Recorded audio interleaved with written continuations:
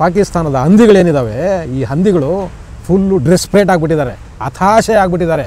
ಇದನ್ನು ತುಂಬ ದೊಡ್ಡ ಮಟ್ಟದಲ್ಲಿ ಖಂಡಿಸಿದ್ದಾರೆ. ನಾವು ಯಾವುದೇ ಕಾರಣಕ್ಕೂ ಉಗ್ರರನ್ನು ಸಪೋರ್ಟ್ ಮಾಡೋದಿಲ್ಲ, ನಾವು ಅವ್ರ ಪರ ನಿಲ್ಲಲ್ಲ, ನಾವು ದೇಶದ ಪರ ನಿಲ್ತೀವಿ ಅಂತ ನಿನ್ನೆ ಸಾಕಷ್ಟು ಮಸೀದಿಗಳಲ್ಲಿ, ನಿನ್ನೆ ಶುಕ್ರವಾರ ಇದ್ದಿದ್ದರಿಂದ ಸಾಕಷ್ಟು ಮಸೀದಿಗಳಲ್ಲಿ ಈ ದೇಶದ ಪರವಾಗಿ, ಈ ಸೈನಿಕರ ಪರವಾಗಿ ಒಂದು ನಮಾಜ್ ಮಾಡೋ ಮುಖಾಂತರ ನಾವು ಉಗ್ರಗಾಮಿಗಳ ಪರ ಇಲ್ಲ, ಪಾಕಿಸ್ತಾನದ ಪರ ಇಲ್ಲ ಅನ್ನೋದನ್ನು ತೋರಿಸಿದ್ದಾರೆ. ತುಂಬ ಸಂತೋಷ. ನೋಡಿ, ಪ್ರತಿದಿನ ಏನು ನಮ್ಮ ಸೇನೆಯಿಂದ ಪ್ರೆಸ್ ಮೀಟ್ ಆಗುತ್ತೆ, ಅಲ್ಲಿ ಏನು ಪ್ರೆಸ್ ಮೀಟ್ನಲ್ಲಿ ಹೇಳ್ತಾರೆ ಅದೇ ನಿಜವಾದ ಸತ್ಯ. ದಯವಿಟ್ಟು ನೀವು ಅದನ್ನು ಮಾತ್ರ ನಂಬಿ. ನಿನ್ನೆನೂ ಕೂಡ ಪಾಪಿಗಳು, ಹಂದಿಗಳು ಒಂದು ಪೋಸ್ಟ್ ಹಾಕಿದರು, ನಾವೊಂದು ಏರ್ಕ್ರಾಫ್ಟ್ನ ಹೊಡೆದಾಕ್ಬಿಟ್ಟಿದ್ದೀವಿ, ಒಂದು ಪೈಲಟ್ನ ನಮ್ಮ ವಶದಲ್ಲಿ ಇಟ್ಕೊಂಡಿದ್ದೀವಿ ಅಂತ ಹೇಳ್ಬಿಟ್ಟು ಸೋಷಿಯಲ್ ಮೀಡಿಯಾದಲ್ಲಿ ಸಿಕ್ಕಾಪಟ್ಟೆ ಹರಿದಾಡ್ತಿತ್ತು. ಅದು ಯಾವುದು ಗೊತ್ತಾ? 2014ರಲ್ಲಿ ಆಕ್ಸಿಡೆಂಟಲ್ಲಿ ಬಿದ್ದೋಗಿದ್ದಿದ್ದು F-16 ಫೈಟರ್ ಜೆಟ್ಟು, ಅದನ್ನು ಹಾಕ್ಕೊಂಡ್ಬಿಟ್ಟು ಟ್ರೋಲ್ ಮಾಡಿದರು. ಇವತ್ತು ಸೇನೆಯೂ ಕೂಡ ಸಜ್ಜಾಗಿ ನಿಂತಿದೆ. ಸೇನೆ ತನ್ನ ಎಲ್ಲ ಶಕ್ತಿಯನ್ನು ಹಾಕೋದಕ್ಕೆ ರೆಡಿ ಇದೆ. ಆ ಕಾರಣಕ್ಕೋಸ್ಕರ ಇವತ್ತು ನಾವು ಏನು ಕಳ್ಕೊಂಡಿದ್ವಲ್ಲ ಹಿಂದೆ POKನ, ದಯವಿಟ್ಟು ಅದನ್ನು ತಗೊಳ್ಳಿ. ಸಾಧ್ಯವಾದರೆ ಈ ಪಾಕಿಸ್ತಾನನ ಭೂಪಟದಿಂದ ಅಳಿಸ್ಬಿಡಿ. ಇಡೀ ದೇಶ, ವಿಪಕ್ಷಗಳು ಸೇರ್ಕೊಂಡು ಇಡೀ ದೇಶ ಇವತ್ತು ನಿಮ್ಮ ಪರ ನಿಂತಿದೆ. ಸೊ ಏನಕ್ಕೆ ನಿಮ್ಮ ಪರ ನಿಂತಿದೆ ಅಂದರೆ, ಈ ಕೆಲಸ ಮಾಡೋದಕ್ಕೆ ನೀವು ಮಾತ್ರ ಸಾಧ್ಯ, ನಿಮ್ಮಿಂದ ಮಾತ್ರ ಸಾಧ್ಯ, ನಿಮ್ಮ ಕೈಯಲ್ಲಿ ಮಾತ್ರ ಸಾಧ್ಯ. ಸೈನಿಕ ಯುದ್ಧ ಮಾಡಬೇಕು ಅಂದರೆ ಅವನ ಮನೋಬಲ ತುಂಬ ಗಟ್ಟಿಯಾಗಿರಬೇಕು. ಆ ಕಾರಣಕ್ಕೋಸ್ಕರ ಸೈನಿಕನಿಗೆ ಅರ್ಥ ಆಗಬೇಕು, ನನ್ನ ಕುಟುಂಬದ ಜೊತೆ ನನ್ನ ಊರಿನ ಜನ ನಿಂತಿದ್ದಾರೆ, ದೇಶದ ಜನ ನಿಂತಿದ್ದಾರೆ ಅನ್ನೋ ಒಂದು ಧೈರ್ಯ, ಒಂದು ಮನೋಬಲ ಅವನಿಗೆ ಬಂದರೆ ಅವನು ಗಟ್ಟಿಯಾಗಿ ನಿಂತು ಎದುರಾಳಿಗಳನ್ನ ಎದುರಿಸೋಕ್ಕಾಗುತ್ತೆ, ಯುದ್ಧನ ಗೆಲ್ಲೋದಕ್ಕಾಗುತ್ತೆ. ಆ ಕಾರಣಕ್ಕೋಸ್ಕರ ಹೇಳ್ತಾ ಇದ್ದೀನಿ, ದಯವಿಟ್ಟು ನಿಮ್ಮ ಊರುಗಳಲ್ಲಿ, ವಿಶೇಷವಾಗಿ ಯುವಕರಿದ್ದೀರಿ, ನೀವು ಯುವಕರುಗಳೇನಿದ್ದೀರಿ, ನಿಮ್ಮ ಅಕ್ಕಪಕ್ಕ ಮನೆಗಳಲ್ಲಿ ಯಾರಾದರೂ ಇದ್ದರೆ ದಯವಿಟ್ಟು ಹೋಗಿ ಅವ್ರ ಹತ್ರ ಮಾತಾಡಿ, ಅವರಿಗೆ ಧೈರ್ಯನ ತುಂಬಿ, ನಾವು ನಿಮ್ಮ ಜೊತೆಲಿದ್ದೀವಿ, ನಾವು ನಿಮ್ಮ ಮಕ್ಕಳಿದ್ದಾಗೆ ಇದ್ದೀವಿ ಅಂತ ನೀವು ನಿಲ್ಲಿ. ಅವ್ರ ಜೊತೆಯಲ್ಲಿ ಒಂದು ಧೈರ್ಯ ಕೊಡಿ ಅವರಿಗೆ. TV ವಿಕ್ರಮದ ಪ್ರೀತಿಯ ನೋಡುಗರಿಗೆ ಟ್ಯಾಕ್ಸಿವಾಲ ಕಾರ್ಯಕ್ರಮಕ್ಕೆ ಸ್ವಾಗತ. ನಾನು ನಿಮ್ಮ ನರಸಿಂಹಮೂರ್ತಿ. ವೀಕ್ಷಕರೇ, ನಾನಿವತ್ತು ಕಾರ್ಯಕ್ರಮನ ಶುರು ಮಾಡೋದಕ್ಕಿಂತ ಮುಂಚೆ ನಿಮ್ಮಲ್ಲೊಂದು ಕಳಕಳಿ ಇದೆ, ನಿಮ್ಮಲ್ಲೊಂದು ಪ್ರಾರ್ಥನೆ ಇದೆ. ಏನು ಗೊತ್ತಾ?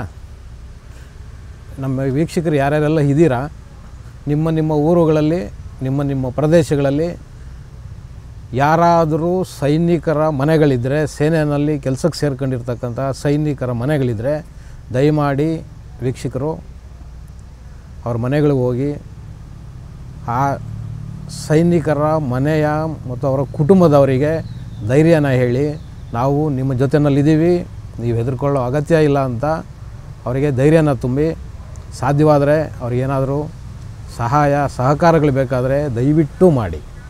ಏನಕ್ಕೆ ಇದನ್ನು ನಾನು ಹೇಳ್ತಿದ್ದೀನಿ ಅಂದರೆ, ಇವತ್ತು ಯುದ್ಧ ಶುರುವಾಗಿದೆ.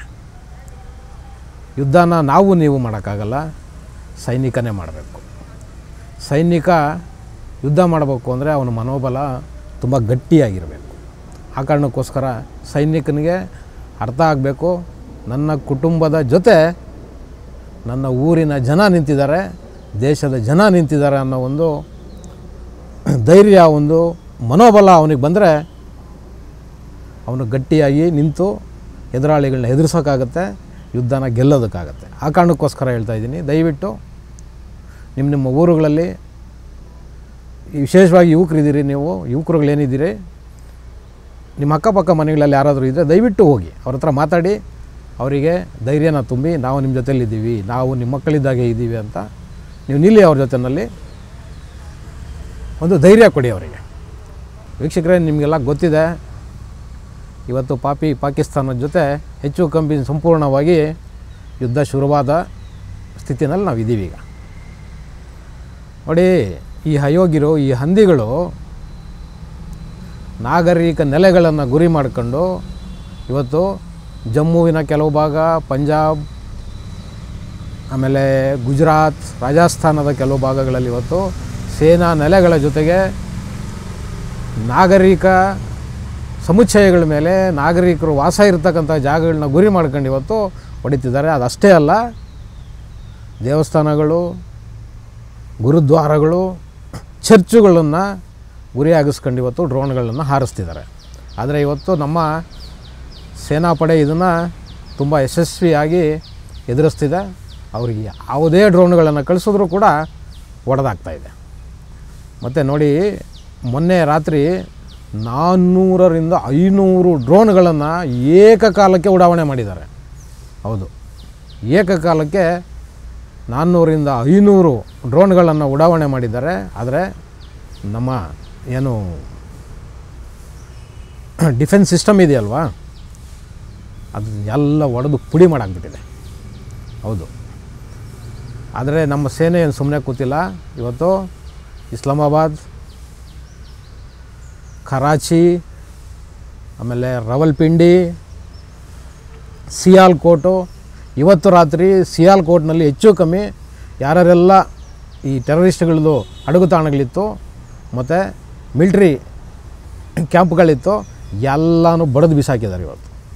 ಹೌದು ವೀಕ್ಷಕರು, ಇವತ್ತು ರಾತ್ರಿ ತುಂಬ ದೊಡ್ಡ ಮಟ್ಟದಲ್ಲಿ ಕಾರ್ಯಾಚರಣೆಯನ್ನು ಮಾಡಿ ಯಾವುದೇ ನಾಗರಿಕರಿಗೆ ಹಾನಿಯಾಗದೆ, ನಾಗರಿಕರ ಆಸ್ತಿ ಪಾಸ್ತಿಗಳಿಗೆ ಧಕ್ಕೆ ಆಗಿದ್ದ ರೀತಿಯಲ್ಲಿ ಇವತ್ತು ನಮ್ಮ ಸೇನೆ ಪಾಕಿಸ್ತಾನದ ಹೆಚ್ಚು ಕಮ್ಮಿ 6-7 ಜಾಗಗಳಲ್ಲಿ ಇವತ್ತು ಕಾರ್ಯಾಚರಣೆಯನ್ನು ಮಾಡಿ ಉಗ್ರರ ನೆಲೆಗಳನ್ನು ಮತ್ತು ಸೇನಾ ನೆಲೆಗಳನ್ನು ಧ್ವಂಸ ಮಾಡಿದೆ. ಅದರ ಜೊತೆಯಲ್ಲಿ ಇವತ್ತು ಏನು ಪಾಕಿಸ್ತಾನದ್ದು ಏರ್ ಡಿಫೆನ್ಸ್ ಸಿಸ್ಟಮ್ ಇದೆಯಲ್ಲ, ಏರ್ ಡಿಫೆನ್ಸ್ ಸಿಸ್ಟಮನ್ನೇ ಕೊಲ್ಯಾಪ್ಸ್ ಮಾಡೋಕ್ಕಿದೆ. ಏರ್ ಡಿಫೆನ್ಸ್ ಸಿಸ್ಟಮನ್ನೇ ಕೊಲ್ಯಾಪ್ಸ್ ಮಾಡಿ ನಮ್ಮ ಡ್ರೋನ್ಗಳು ಇವತ್ತು ಪಾಕಿಸ್ತಾನದ ಎಲ್ಲ ಪ್ರಮುಖ ನಗರಗಳಲ್ಲಿ ಹಾರಾಟ ಮಾಡಿ ತನ್ನ ಕಾರ್ಯಾಚರಣೆಯನ್ನು ಯಶಸ್ವಿಯಾಗಿ ಮಾಡಿ ಮುಗಿಸಿದೆ. ಈ ಕಾರಣಕ್ಕೋಸ್ಕರ ಈ ಪಾಕಿಸ್ತಾನದ ಹಂದಿಗಳೇನಿದ್ದಾವೆ, ಈ ಹಂದಿಗಳು ಫುಲ್ಲು ಡೆಸ್ಪರೇಟ್ ಆಗಿಬಿಟ್ಟಿದ್ದಾರೆ, ಹತಾಶೆ ಆಗಿಬಿಟ್ಟಿದ್ದಾರೆ. ಹತಾಶೆಯಾಗಿ ಇವತ್ತು ನಮ್ಮ ನಾಗರಿಕರ ನೆಲೆಗಳ ಮೇಲೆ ಇವತ್ತು ಬಾಂಬುಗಳನ್ನ ಹಾಕೋದ್ರ ಮುಖಾಂತರ ನಮ್ಮ ನಾಗರಿಕರನ್ನ ಕೊಲ್ಲೋದಕ್ಕೆ ಹೊರಟಿದ್ದಾರೆ. ಮತ್ತು ಇವತ್ತು ಅವ್ರು ಹೇಳ್ತಿದ್ದಾರೆ, ಏನು ಮುಸಲ್ಮಾನರಿಗೆ ಕರೆ ಕೊಟ್ಟಿದೆ ಯಾವುದೋ ಒಂದು ಉಗ್ರ ಸಂಘಟನೆ, ಭಾರತದ ವಿರುದ್ಧ ಎಲ್ಲ ಮುಸ್ಲಿಮರು ಒಟ್ಟಾಗಬೇಕಂತೆ. ಏನಕ್ಕೆ ಅಂದರೆ ಭಾರತ ಆಪರೇಷನ್ ಸಿಂಧೂರ ಅನ್ನೋ ಹೆಸರಿಟ್ಕೊಂಡು ಮುಸಲ್ಮಾನರ ವಿರುದ್ಧ ಉದ್ದೇಶಪೂರ್ವಕವಾಗಿ ದಾಳಿನ ಮಾಡ್ತಾಯಿದೆ, ನಮ್ಮನ್ನು ಮುಗಿಸೋ ಹುನ್ನಾರ ಮಾಡ್ತಿದ್ದಾರೆ. ಆ ಕಾರಣಕ್ಕೋಸ್ಕರ ಇಡೀ ಇವೇನು ಮುಸಲ್ಮಾನ್ ಸಮುದಾಯ ಇದೆ, ಈ ಸಮುದಾಯ ಎಲ್ಲ ಭಾರತವನ್ನು ಸೇರ್ಕೊಂಡು ಎಲ್ಲರೂ ಕೂಡ ನಮಗೆ ಸಪೋರ್ಟ್ ಮಾಡಬೇಕು, ನೀವು ಭಾರತದ ವಿರುದ್ಧ ತಿರುಗಿ ಬೀಳಬೇಕು ಅಂತ ಒಂದು ಕರೆನ ಕೊಟ್ಟಿದೆ. ಆದರೆ ಇವತ್ತು ಒಂದು ಸಮಾಧಾನಕರ ವಿಷಯ ಏನು ಅಂದರೆ, ವಿಶೇಷವಾಗಿ ಭಾರತದ ಮುಸ್ಲಿಮರು ಇದನ್ನು ತುಂಬ ದೊಡ್ಡ ಮಟ್ಟದಲ್ಲಿ ಖಂಡಿಸಿದ್ದಾರೆ.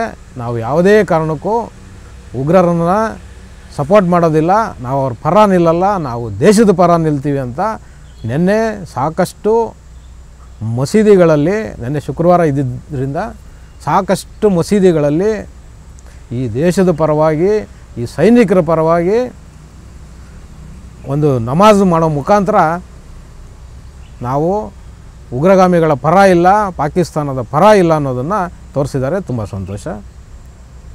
ನಿಮ್ಮ ಈ ಒಂದು ಬದ್ಧತೆ ಇದೆಯಲ್ವಾ, ಇದು ಮುಂದೇನೂ ಹೀಗೆ ಇದ್ದರೆ ಮೋಸ್ಟ್ಲಿ ಹಿಂದೂ ಮುಸಲ್ಮಾನರ ಮಧ್ಯೆ ಈ ಏನು ಕಿತ್ತಾಟಗಳಿದೆಯಲ್ಲ ಇವು ನಿಲ್ಲಬೋದು ಅಂತ ಕಾಣಿಸುತ್ತೆ. ಇನ್ನು ವೀಕ್ಷಕರೇ, ನಾವು ಇವತ್ತು ನೋಡಬೇಕಾಗಿರೋ ವಿಚಾರ, ದೊಡ್ಡ ಮಟ್ಟದಲ್ಲಿ ಚರ್ಚೆ ಆಗ್ತಿರೋದು S-400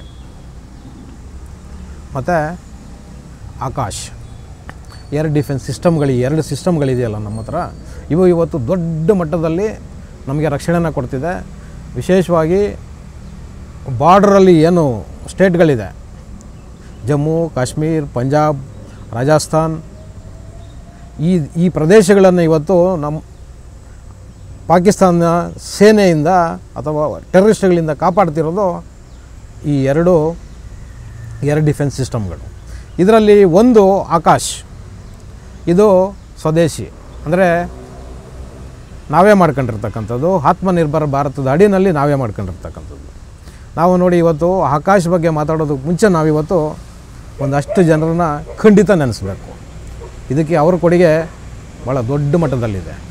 ಹೌದು ವೀಕ್ಷಕರೇ, ನಾವಿವತ್ತು ಈ ಸಮಯದಲ್ಲಿ ನಾವಿವತ್ತು ಕಸ್ತೂರಿ ರಂಗನ್, UR ರಾವ್ ಮತ್ತು ನಮ್ಮ ಅಬ್ದುಲ್ ಕಲಾಂ ಅವರು, DRDO, ISRO, NAL, ADA ಇವತ್ತು ಇವ್ರನ್ನ ನೆನೆಸಿಲ್ಲ ಅಂದರೆ ನಾವು ಈ ಯುದ್ಧನ ಇವತ್ತೇನು ನಾವು ಗೆಲ್ತಾ ಇದ್ದೀವಲ್ವ, ಇದಕ್ಕೆ ಅರ್ಥನೇ ಇರೋದಿಲ್ಲ. ಹೌದು, ಯಾಕೆಂದರೆ ಈ ಎಲ್ಲ ಜಾಗಗಳಲ್ಲಿ ಏನು ಕೆಲಸ ಮಾಡ್ತಿದ್ದಾರಲ್ಲ ಇವತ್ತು ನಮ್ಮ ವಿಜ್ಞಾನಿಗಳು ಮತ್ತು ವಿದ್ಯಾರ್ಥಿಗಳು, ಈ ಆತ್ಮನಿರ್ಭರ ಭಾರತದ ಅಡಿನಲ್ಲಿ ನಮ್ಮ ಸೇನೆಗೆ ಏನೆಲ್ಲ ಶಸ್ತ್ರಾಸ್ತ್ರಗಳು ಬೇಕೋ ಅದನ್ನು ತುಂಬ ಯಶಸ್ವಿಯಾಗಿ ಇವತ್ತು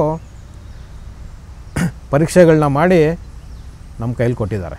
ಆ ಕಾರಣಕ್ಕೋಸ್ಕರ ಇವತ್ತು ನಾವು ಈ ಪಾಕಿಸ್ತಾನದ ಯಾವುದೇ ಮಿಸೈಲ್ ಬರಲಿ ಅದನ್ನು ತುಂಬ ಯಶಸ್ವಿಯಾಗಿ ಹೊಡೆದು ಹಾಕೋದಕ್ಕೆ ಸಾಧ್ಯ ಆಗ್ತಿದೆ. ಆ ಕಾರಣಕ್ಕೋಸ್ಕರ ನಾವು ಇವತ್ತು ಇವುಗಳನ್ನೆಲ್ಲ ಸ್ಮರಣೆ ಮಾಡಬೇಕು. ಯಾಕೆಂದರೆ ಇವರೆಲ್ಲ ಅಂಥ ಅದ್ಭುತವಾದ ಕೆಲಸಗಳನ್ನು ನಮ್ಮ ಸೇನೆಗೋಸ್ಕರ ಮಾಡಿದ್ದಾರೆ, ಈ ದೇಶಕ್ಕೋಸ್ಕರ ಮಾಡಿಕೊಟ್ಟೋಗಿದ್ದಾರೆ. ಮತ್ತು ಇವತ್ತು ಸೋಷಿಯಲ್ ಮೀಡಿಯಾದಲ್ಲಿ ತುಂಬ ದೊಡ್ಡ ಮಟ್ಟದಲ್ಲಿ ಫೇಕ್ ನ್ಯೂಸ್ಗಳನ್ನ ಹಾಕ್ತಿದ್ದಾರೆ. ನಾನು ದಯವಿಟ್ಟು ವೀಕ್ಷಕರಲ್ಲಿ ಕೇಳ್ಕೊಳ್ಳೋದು ಒಂದೇ ಒಂದು ಮನವಿ, ನೋಡಿ, ಪ್ರತಿದಿನ ಏನು ನಮ್ಮ ಸೇನೆಯಿಂದ ಪ್ರೆಸ್ ಮೀಟ್ ಆಗುತ್ತೆ, ಅಲ್ಲಿ ಏನು ಪ್ರೆಸ್ ಮೀಟ್ನಲ್ಲಿ ಹೇಳ್ತಾರೆ ಅದೇ ನಿಜವಾದ ಸತ್ಯ. ದಯವಿಟ್ಟು ನೀವು ಅದನ್ನು ಮಾತ್ರ ನಂಬಿ. ನೆನ್ನೆನೂ ಕೂಡ ಪಾಪಿಗಳು ಹಂದಿಗಳು ಒಂದು ಪೋಸ್ಟ್ ಹಾಕಿದರು, ನಾವೊಂದು ಏರ್ಕ್ರಾಫ್ಟ್ನ ಹೊಡೆದಾಕ್ಬಿಟ್ಟಿದ್ದೀವಿ, ಒಂದು ಪೈಲಟ್ನ ನಮ್ಮ ವಶದಲ್ಲಿ ಇಟ್ಕೊಂಡಿದ್ದೀವಿ ಅಂತ ಹೇಳ್ಬಿಟ್ಟು ಸೋಷಿಯಲ್ ಮೀಡಿಯಾದಲ್ಲಿ ಸಿಕ್ಕಾಪಟ್ಟೆ ಹರಿದಾಡ್ತಿತ್ತು. ಅದು ಯಾವುದು ಗೊತ್ತಾ, 2014ರಲ್ಲಿ ಆಕ್ಸಿಡೆಂಟಲ್ಲಿ ಬಿದ್ದೋಗಿದ್ದು F-16 ಫೈಟರ್ ಜೆಟ್ಟು, ಅದನ್ನು ಹಾಕ್ಕೊಂಡ್ಬಿಟ್ಟು ಟ್ರೋಲ್ ಮಾಡಿದರು. ಹಾಗಾಗಿ ದಯವಿಟ್ಟು ಇವನ್ನೆಲ್ಲ ನಂಬಕ್ಕೆ ಹೋಗಬೇಡಿ.